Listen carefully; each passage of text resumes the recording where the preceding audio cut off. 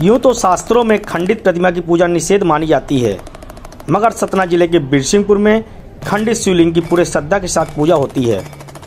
यहाँ प्रत्येक सोमवार गैवीनाथ के अभिषेक के लिए श्रद्धालुओं की अटूट भीड़ उमड़ती है, मगर महाशिवरात्रि और बसंत पंचमी का मेला यहाँ देखते ही बनता है। तो चलिए आपको लेकर चलते हैं अद्भुत शिवलिंग की दर्शन यात्रा पर।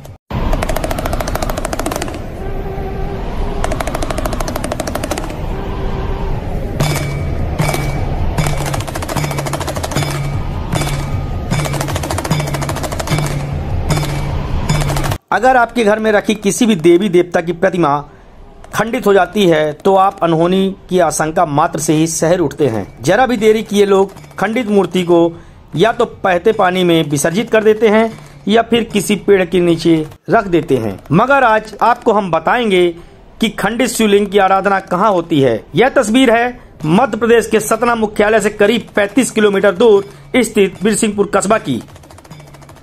इसी कस्बे में तालाब के किनारे शिवलिंग रूप में भगवान भोलेनाथ विराजते हैं। किंवदंती के अनुसार कभी यह देवपुर नगरी हुआ करती थी।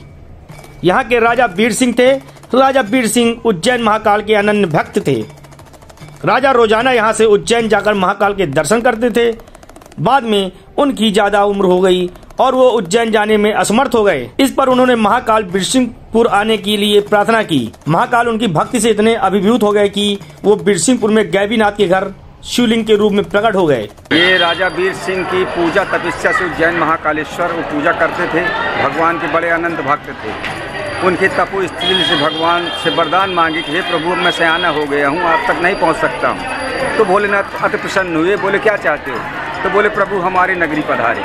तो भगवान अर्थात आ गए। फिर भोलेनाथ वही पाताल से निकली प्रतिमा। बुत परस्ती के खिलाफ रहे औरंगजेब की सेना ने शिवलिंग के ऊपर तलवार से वार कर दिया था। आज भी शिवलिंग के 3 हिस्सों में विराजित दिखते हैं। गैवीनाथ धाम आज अटूट श्रद्धा का केंद्र है। लोग बड़ी संख्या में यहाँ मनौती लेकर आते हैं। मनौती पूरी होने पर श्रद्धालु शिव और पार्वती का गठबंधन करते हैं। पुजारी संतोष कुमार पंडा कहते हैं कि राजा वीर सिंह पूजा तपस्या करते थे, भगवान के अनन्य भक्त थे।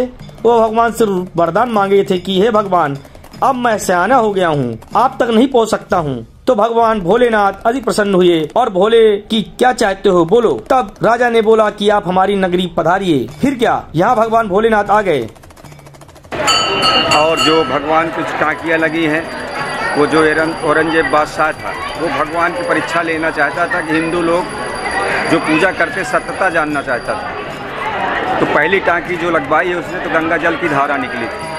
फिर नहीं माना तो दूसरी टाँकी फिर लगी तो उसमें से खून मावाद निकला है। जब भी नहीं माना उसने, फिर तीसरी टाँकी फिर लगी है तो भंवर बिच्छू इत्यादि जब खदेड़ी हैं, जब उसने भगवान से क्षमा दंड मांगी औरंगजेब। यह पाताल से निकली प्रतिमा है। यह भगवान को जो टाकियाँ लगी हैं उसके बारे में बतलाते हुए कहा कि जो औरंगजेब बादशाह था वो भगवान की परीक्षा लेना चाहता था कि हिंदू लोग जो पूजा करते थे वो सत्यता जानता चाहता था। पहली टाकी लगवाई तो गंगा जल की धारा बहने लगी। इस पर भी वह नहीं माना और दूसरी टाकी फिर लगवाई तो उसमें से खून मवाद निकलने लगा। जब नहीं माना और तीसरी टाकी लगवाई तब मधुमक्खियां बिच्छू आदि निकले और सब पर हमला कर दिया। जिसके बाद भगवान से औरंगजेब बादशाह ने क्षमा प्रार्थना की और खुद के लिए दंड मांगा। बिंद किरण के लिए सतना से यह स्पेशल रिपोर्ट।